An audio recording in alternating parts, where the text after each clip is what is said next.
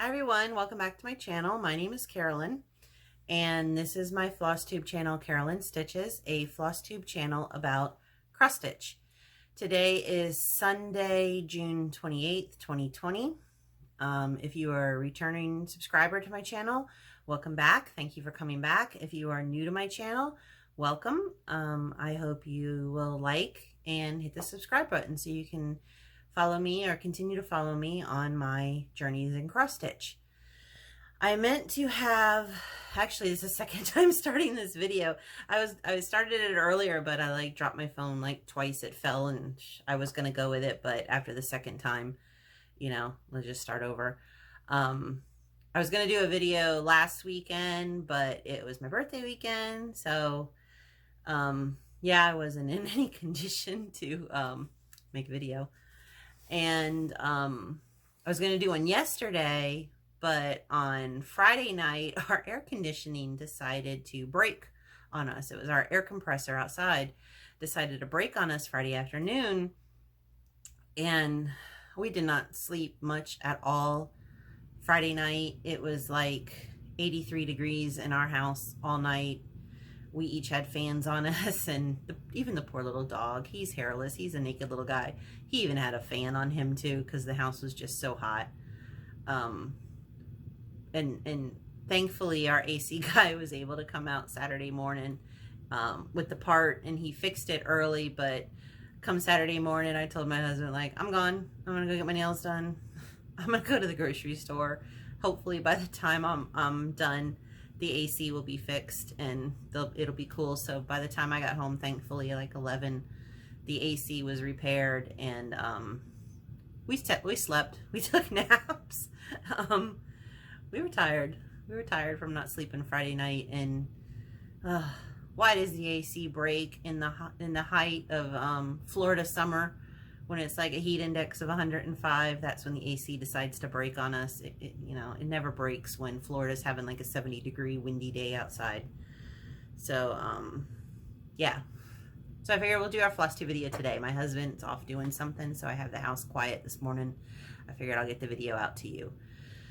I've had quite a bit of stitching over the past couple weeks since I last saw you. I don't know, did I say this is Flosstube number 6? It's Flosstube number 6.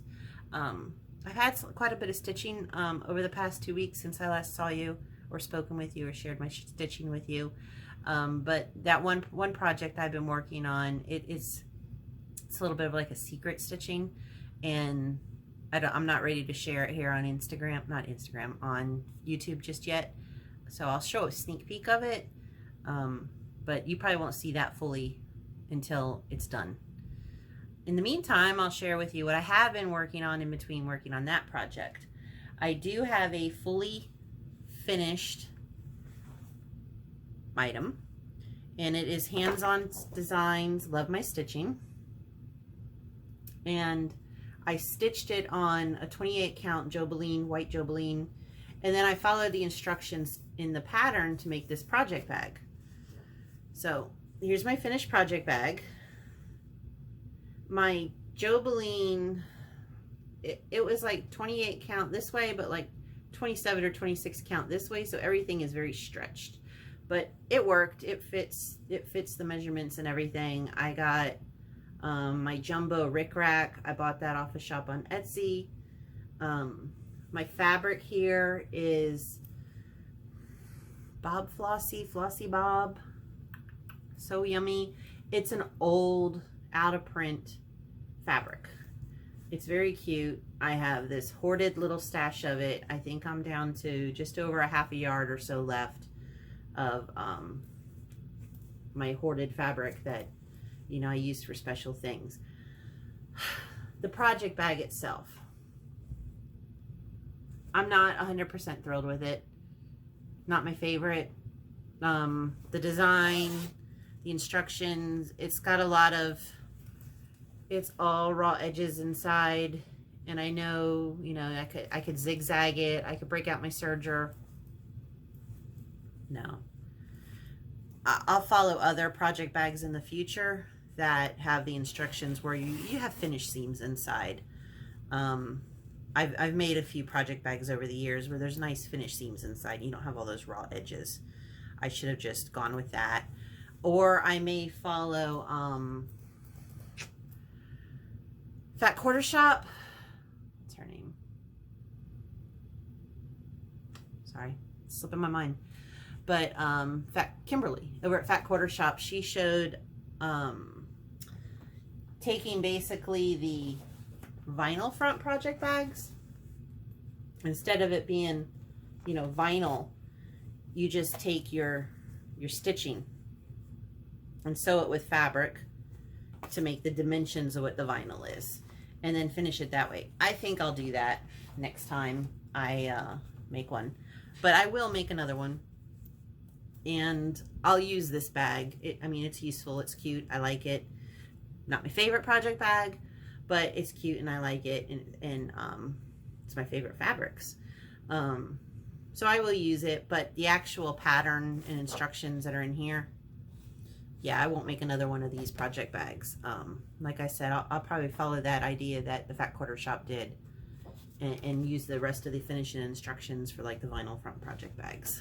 So I finished that up over the last few weeks. I also finished Frosty's Night Out by Blackbird Designs.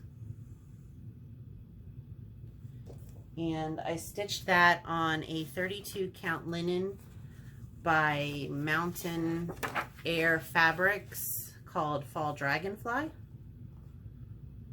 And a lot of this stitching was done on my weekly calls with my stitching friends, because I would like outline an area and then just fill it in while I talked with them. So it was getting to the point where I had to count to do all these snowflakes. So I just finished it up in between calls, since there's no way I was going to be able to chat with my friends and count out all these little snowflakes. So that's Frosty's Night Out. I got to figure out how I'm going to finish it. I haven't quite decided yet. I have this like giant wooden snowflake thing I got, so I might do it like a circular finish and mount it or something, but I'll think about it. And those are my finishes on my whips. I'll give you a little bit of a sneak peek of my secret stitching. Sneak peek. Flosses, back of the stitching. That's it.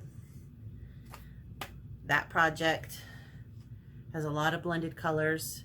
Not blends where it's like a blend with a thread each of two colors, but the colors are so close together that it all blends together while you're stitching it. And it has a crap ton of back stitching. So I'm trying to like finish an area and do all the stitching and try to back stitch as I go. It takes time, but I'll share it when I'm done, or I'll give sneak peeks here and there, but not the overall, you know, spoiler. Another whip that I worked on is the Barbara Anna Spellville Mystery Stitch Along. It started, I think, at the beginning of May. I think the first clue came out May 1st. The second clue came out June 1st. And the last clue is expected July. I stitched it on 32 count Cauldron by Picture This Plus. And I'm using the called for color for the dark. I think it's 3371. But I converted the other colors to some Victorian Motto Sampler threads.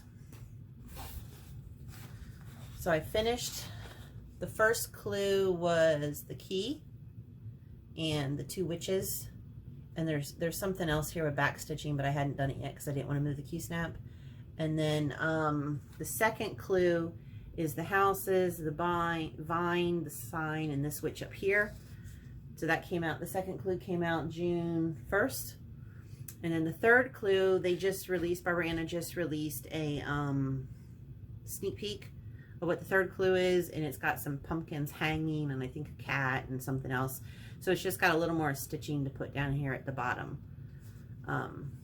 You can get the pattern at creativepoppies.com as a PDF download if you're interested. Barbara Anna is coming out with another mystery stitch along that starts July 1st. I signed up for it last night. It's something about Christmas, something about Santa trips or something Christmas. I want to say it's 9-part thing that comes out twice a month. But it's something with Santa. So I signed up for that one also. I'll start that one when that one comes out. But this is Spellville.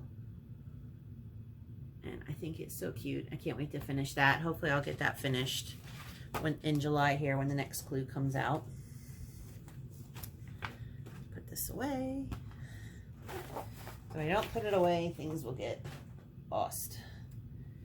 Okay, my next project is, or my next whip is Spooky Night by the Stitchworks. I'm stitching this on a 32 count linen Rubious by Picture This Plus. And I have converted some of the flosses. So here it is. I think the last time I showed it in my whip parade, I had this big pumpkin done, and then I had part of the word Halloween and some black filled in. Since then, I've done the cross. I started this tree. I filled in more black. I started this pumpkin over here and started the words. I did substitute colors. I'm using like a Valdani gray for the cross. I'm using this Weeks Dye Works Marigold for the word Halloween at the bottom. I substituted out Lobster Claw for the pumpkin. I know Honeycomb here is substituted. I forget where I substituted. Somewhere in here it's substituted. And then there's a tree over here that called for onyx, but I'm using storm clouds. I'm going to use storm clouds. It's kind of like a black green. I just thought it would give it more interest when I put in the other screaming tree. So when I do this tree, this screaming tree, it's going to be storm clouds, which is like a green black. So I think that'll look good. Oh my gosh, 310. There is so much 310 in here.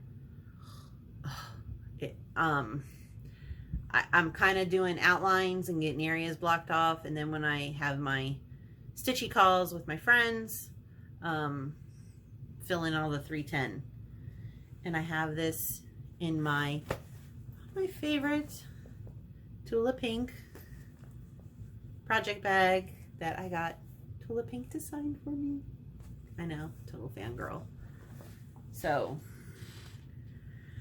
those are my whips. Been working on some. I want to get this finished. This is probably a focus piece for a little while. This, the Stitchville, my secret stitching, all that will probably be focus pieces for a while, so I can get them done. And then I got to go back into that whip pile. I've pulled out other things that I want to start, but I got to do the whips. I still have to finish my Santas. I haven't had a chance to sew on that. I have another project I'm sewing on, so I haven't had a chance to finish the Santa quilt. I have another quilt I had to start for a friend who's having a baby girl this fall. So lots to do in trying to get it all in. So that's basically my plans. I just went over plans, didn't I? So the plans, yeah, the plans are Spooky Night, to continue working on Spooky Night, finish up Spellville, finish that up, and do some of my sewing I gotta do. Probably do some of that secret stitching in between. Back stitching, so much back stitching on that, but I'll get to it. Why am I complaining? Just do the back stitch. It's gonna make it look beautiful. Haul. I've been good this week. No, I can't say I've been good. I have haul coming. I have an order from 123 Stitch coming, because on Spellville here, there's a little cat right here, and it calls for Black Whisper. I don't have any Black Whisper, and that's the only place it calls for it, is this little cat. Calls for Black Whisper, but I figured I'll add nice dimension. So I ordered the Black Whisper from 123. It's on its way, and 2 or 3 patterns probably jumped in the cart with it. to hitch a ride. So my 1, 2, 3 stitch order's coming. I'll share that the next time it comes in. It's just a couple patterns. But I did order from Stitchy Box. I picked up some AuryTM Quaker cakes. I love AuryTM designs, and I'm so happy she's back to designing again. I like her Gobble Couple series. I have like a lot of them, almost, I think all of them. And I think she gave a sneak peek that some more Gobble Couples are going to be released. I'm looking forward to that.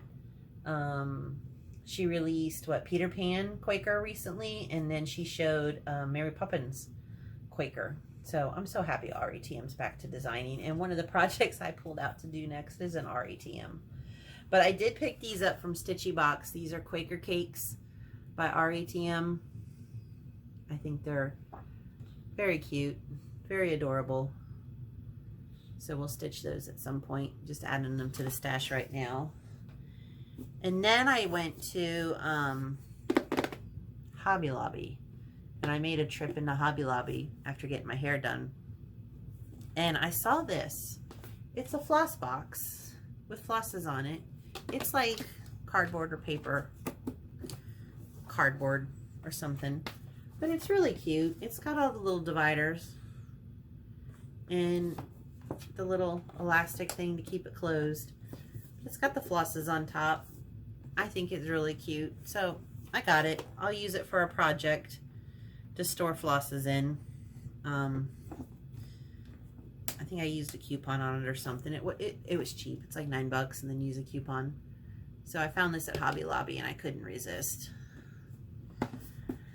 Trying to think, guys. That's all. Quick video.